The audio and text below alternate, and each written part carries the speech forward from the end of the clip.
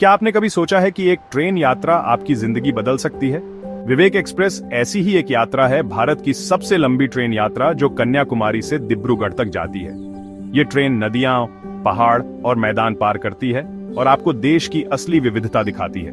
हर station एक नया chapter है, हर मुसाफिर के पास अपनी कहानी। ये ट्रेन स्वामी विवेकानंद की 500वीं जयंती पर शुरू हुई थी और उनके विचारों की तरह पूरे देश को जोड़ती है। जब आप इसमें सफर करते हैं तो आप सिर्फ यात्री नहीं बल्कि खोजी भी बन जाते हैं, भारत को करीब से देखने का मौका। यहाँ हर सुबह, हर राज्य, हर भाषा और हर स्वाद बदलता है। तो आइए इस अनोखे सफर की शुरुआत करें जहां मंजिल से ज्यादा सफर मायने रखता है। विवेक एक्सप्रेस असम के डिब्रूगढ़ से शुरू होकर तमिलनाडु के कन्याकुमारी तक जाती है, जहां 3 समुद्र मिलते हैं। ये ट्रेन भारत के नक्शे पर एक लंबी तिरछी रेखा खींचती है, लगभग 4189 किलोमीटर। सफर में 4 दिन और 4 रातें लगती हैं। 4 बार सूरज उगता और डूबता है। ये ट्रेन 9 राज्यों से होकर गुजरती है, हर राज्य अपनी संस्कृति, भाषा और स्वाद के साथ। रास्ते में 59 स्टेशन आते हैं, कुछ बड़े, कुछ छोटे, हर स्टेशन पर जिंदगी की एक झलक। ट्रेन एक चलता फिरता गांव बन जाती है, जहां देश भर के लोग कुछ दिनों के लिए साथ होते हैं। कोई फौजी घर लौट रहा है, कोई छात्र, कोई परिवार तीर्थ यात्रा पर। यह सफर सिर्फ दूरी नहीं बल्कि भारत के दिल से होकर गुजरने का अनुभव है। ट्रेन के अंदर की दुनिया भी कम दिलचस्प नहीं। स्लीपर क्लास से लेकर एसी कोच तक हर डिब्बा कुछ दिनों के लिए घर बन जाता है। अजनबी कुछ ही घंटों में दोस्त बन जाते हैं। कहानियां, स्नैक्स और हंसी बांटी जाती है। खाना साधारण, लेकिन स्टेशन स्टेशन पर मिलने वाले स्वाद अनोखे।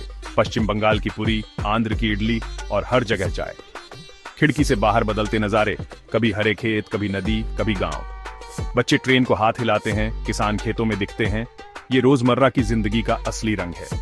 अलग अलग भाषाएं, लेकिन मुस्कान और मदद की भाषा सब समझते हैं। कुछ दिनों के लिए पूरा कोच एक परिवार बन जाता है। यही है लंबी ट्रेन यात्रा का जादू।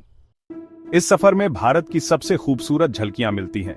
ब्रह्मपुत्र, गंगा, गोदावरी जैसी नदियां, केरल के बैक वाटर्स और पूर्वी घाटों की हरियाली। हर कुछ घंटों में बदलता दृश्य, चाय बागान, मैदान, शहर और समुद्र। लेकिन इतनी लंबी यात्रा आसान नहीं। 80 घंटे से ज्यादा ट्रेन में रहना थका सकता है। भीड़, कम जगह और कभी कभी लेट लतीफी, ये सब आम है। धैर्य और एडजस्टमेंट यहाँ सबसे बड़ा सबक है। समय की चिंता छोड़ें, खिड़की से बाहर देखें, किताब पढ़ें या नए दोस्त बनाएं। छोटी छोटी परेशानियां जैसे सीट की कमी या लेट ट्रेन जल्दी भूल जाती हैं जब आप कोई सुंदर नजारा देखते हैं या किसी के साथ हंसी बांटते हैं। यही सफर की असली खूबसूरती है। मुश्किलें भी यादगार बन जाती हैं। लंबी यात्रा को आसान बनाने के लिए थोड़ी तैयारी जरूरी है। टिकट पहले से बुक करें, खासकर छुट्टियों में। अगर मुमकिन हो तो लोअर बर्थ चुनें और अपनी सुविधा के हिसाब से क्लास चुनें। हल्का लेकिन जरूरी सामान पैक करें, कपड़े, कंबल, पिलो, टॉयलेटरीज और फर्स्ट एड। पावर बैंक साथ रखें क्योंकि चार्जिंग पॉइंट्स कम होते हैं। अपना खाना और पानी साथ रखें, बिस्किट, फल और कुछ घर का बना स्नैक। स्टेशन पर खाना लेते समय साफ सफाई का ध्यान रखें। सामान सुरक्षित रखें, किताबें, म्यूजिक या कार्ड गेम्स साथ रखें। लेकिन असली मजा बाहर के नजारों में है। जब विवेक एक्सप्रेस कन्याकुमारी पहुंचती है तो दिल में राहत भी होती है और सफर खत्म होने का हल्का सा दुख भी। ये सिर्फ ट्रेन यात्रा नहीं बल्कि भारत की आत्मा को महसूस करने का मौका है।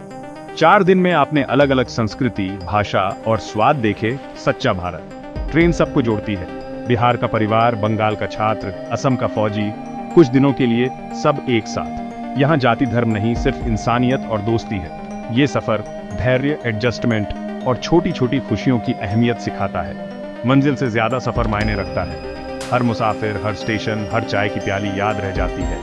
विवेक एक्सप्रेस एक अनुभव है जो आपको हमेशा के लिए बदल देता है।